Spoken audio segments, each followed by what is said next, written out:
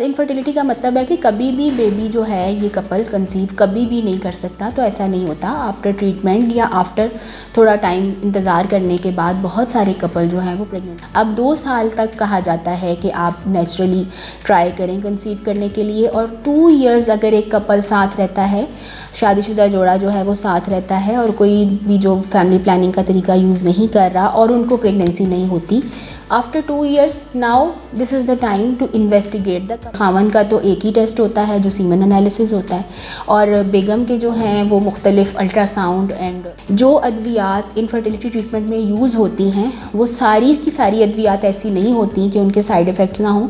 There are some medications جو بار بار use نہیں کی جا سکتی۔ 1 ایئر سے پہلے نہ کوئی انویسٹیگیشن کرائیں اور نہ کوئی دوائی کھائیں، اگر اتنا سا اصول اپنا لیں تو بہت فائدہ ہے، کیونکہ after 1 year of trying naturally most of the couple 60-70% couple جو ہے وہ کنسیو کر جاتے ہیں۔ السلام علیکم، I am doctor Somia Sabiya وان and I have done my MBBS from Allama Iqbal medical college in 2006 and I have completed my FCPS degree in the discipline of gynecology and obstetrics in 2013 and اس کے بعد سے میں گائنیکالوجی اینڈ آبسٹیٹرک کے ڈسپلن میں as a consultant gynaecologist serve کر رہی ہوں۔ Qasim Ali Shah foundation has invited me to talk about the topic of infertility, جسے اردو میں بانجھ پن کہا جاتا ہے۔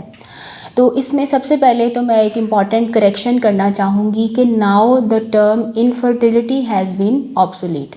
اب انفرٹیلیٹی کی جو ٹرم ہے وہ ختم ہو چکی ہے، that has been replaced by the term sub fertility, because infertility کا مطلب ہے کہ کبھی بھی بیبی جو ہے یہ کپل کنسیو کبھی بھی نہیں کر سکتا، تو ایسا نہیں ہوتا۔ آفٹر ٹریٹمنٹ یا آفٹر تھوڑا ٹائم انتظار کرنے کے بعد بہت سارے کپل جو ہیں وہ پریگننسی اچیو کرنے میں کامیاب ہو جاتے ہیں۔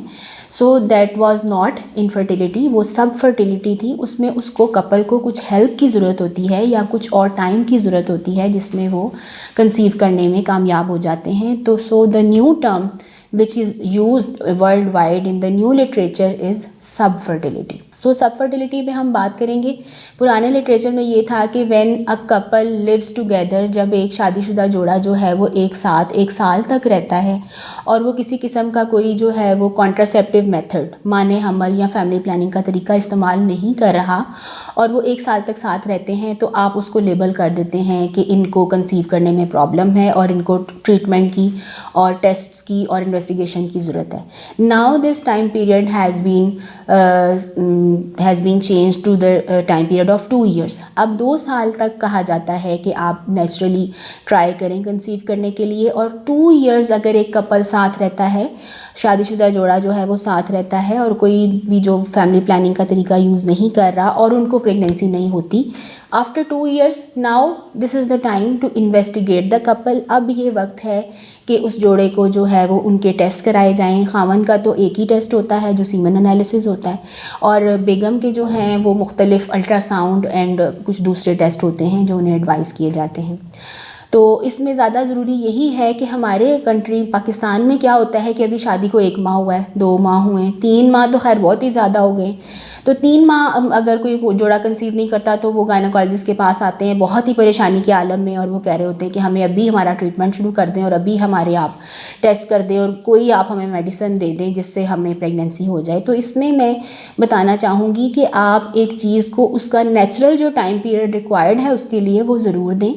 جو ادویات انفرٹیلیٹی ٹریٹمنٹ میں یوز ہوتی ہیں وہ ساری کی ساری ادویات ایسی نہیں ہوتی کہ ان کے سائیڈ افیکٹ نہ ہوں۔ دیر آر سم میڈیکیشنز جو بار بار یوز نہیں کی جا سکتی۔ For example there are ovulation induction drugs, جو کہ انڈا بنانے والی دوائیاں کہلاتی ہیں پاکستان میں، تو وہ آپ 12 ٹائم سے زیادہ استعمال نہیں کر سکتے۔ تو اس لیے ان کو استعمال کرنے کے لیے آپ کو بہت سوچ سمجھ کے اور ڈاکٹر کی ہدایات کے مطابق، اور جب وہ آپ کو انڈیکیٹڈ ہے، جب آپ کو ضرورت ہے، کیونکہ 12 دفعہ سے اوپر آپ ان کو استعمال ہی نہیں کر سکتے۔ اگر آپ 12 دفعہ سے 12 مہینے سے زیادہ ان کو استعمال کریں گے تو وہ اوویرین کینسر کے رسک کو بڑھاتی ہیں۔ تو یہ کچھ چیزیں جو ہے وہ انفرٹیلیٹی ڈرگس کے بارے میں معلوم ہونا بہت ضروری ہے۔ اس لیے کہا جاتا ہے کہ جب تک ضرورت نہ ہو تب تک یہ میڈیسن استعمال نہیں کرنی چاہیے۔ تو آپ جو ہے وہ اپنے ڈاکٹر کو فورس نہیں کریں کہ شادی کے 2-3 ماہ کے بعد وہ آپ کو ایسی دوائیاں دیں اور فوراً آپ کو پریگننسی کی طرف لے کے جائیں، اور ٹھیک ہے جو ایک نارمل ٹائم پیریڈ ایڈوائز کیا گیا ہے لٹریچر میں ورلڈ وائڈ کتابوں میں، تو اس کو ضرور فالو کریں ٹائم لائن کو. 1 ایئر سے پہلے نہ کوئی انویسٹیگیشن کرائیں اور نہ کوئی دوائی کھائیں. اگر اتنا سا اصول اپنا لیں تو بہت فائدہ ہے, کیونکہ after 1 year of trying naturally most of the couple 60-70% couple جو ہے وہ کنسیو کر جاتے ہیں. After 2 years of trying more than 80% couples conceive. تو اینڈ پہ صرف 10-15% کپل, اگر آپ 2 سال ٹرائی کریں قدرتی طور پہ, تو صرف 10-15% کپل ایسے رہ جاتے ہیں جن کو قدرتی طور پہ حمل نہیں ہوتا ہے. پھر ان کی آپ انویسٹیگیشن کریں اور ان کی آپ ٹریٹمنٹ کریں. اور جیسے میں نے پہلے بتایا ہے کہ ان کیس آف میل تو ایک ہی ٹیسٹ ہوتا ہے جس کو ہسبینڈ سیمن انالیسس کہا جاتا ہے.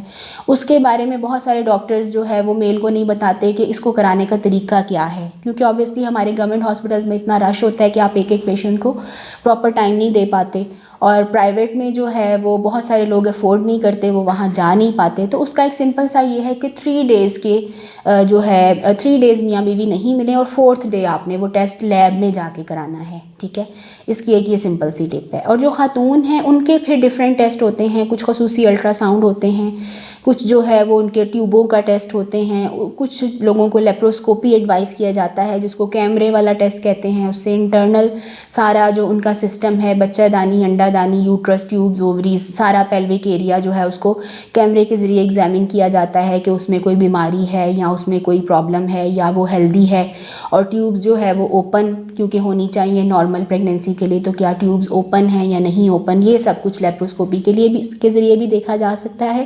اور ایک اور ٹیسٹ ہوتا ہے سٹیروسلفنگوگرافی, جس کو یہاں پاکستان میں عرف عام میں ٹیوبوں کا ٹیسٹ کہا جاتا ہے.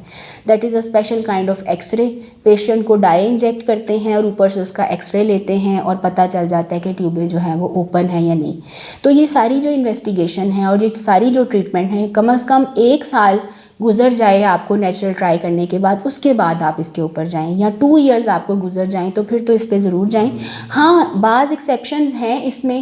بعض لوگوں کی فیملی ہسٹری ہوتی ہے, 2-3 بہن بھائیوں کی شادی ہوئی ہے, کسی کے پاس بھی بیبی نہیں ہے. اگر کوئی فیملی ہسٹری ہے, اگر پیشنٹ کو کوئی لوور ایبڈومینل پین رہتا ہے, اگر پیشنٹ کو شادی سے پہلے سے کچھ اپنے پرابلم کے بارے میں پتہ ہے کہ شی از سفرنگ فرام اوویرین سسٹ یا انڈومیٹریوسس, کسی بیماری سے وہ سفر کر رہی ہیں, اس طرح کے کیسز میں انویسٹیگیشن جو ہے وہ جلدی بھی کروائی جا سکتی ہے. میل کو پتہ ہے کہ اس کو کوئی پرابلم ہے, فیمیل کو پتہ ہے کہ پہلے سے اس کو کوئی پرابلم ہے. تو اگر کوئی بیماری ہے جس کا پہلے سے پتہ ہے, یا آپ ڈاکٹر کے پاس جاتے ہیں, ڈاکٹر آپ کو ڈائگنوز کرتا ہے, تو اس سلسلے میں اس طرح کے سیناریو میں آپ جو ہے وہ 1 ایئر 2 ایئر سے پہلے بھی انویسٹیگیشن اور ٹریٹمنٹ, یا عمر زیادہ ہو رہی ہے کپل کی, کیونکہ فیمیل جو ہے اس کا جو آئیڈیل ایج ہوتی ہے پریگننسی کی وہ ہوتی ہے 20 to 35 ایئرس. 20 ایئر سے پہلے اگر وہ پریگننٹ ہو جاتی ہے تو وہ بھی اس کے لیے ڈفرینٹ پرابلم صرف ایج کی وجہ سے آ جاتے ہیں, اور 35 ایئرس کے بعد جب وہ پریگننٹ ہوتی ہے تو اس میں بھی صرف ایج کی وجہ سے ڈفرینٹ پرابلم آ جاتے ہیں. سب لوگوں میں نہیں آتے, بٹ لٹریچر سیز کہ 20 to 35 years is an ideal time for a female, for a woman to get pregnant اور ٹو کنسیو. تو یہ آئیڈیل ایک ٹائم ہوتا ہے. اسی طرح میل میں ایج کا اتنا مسئلہ نہیں ہوتا, but after 40 there are some problems. ٹھیک ہے, تو اس کے لیے اگر کپل کی ایج زیادہ ہے تو بھی آپ ٹریٹمنٹ جلدی سٹارٹ کر سکتے ہیں.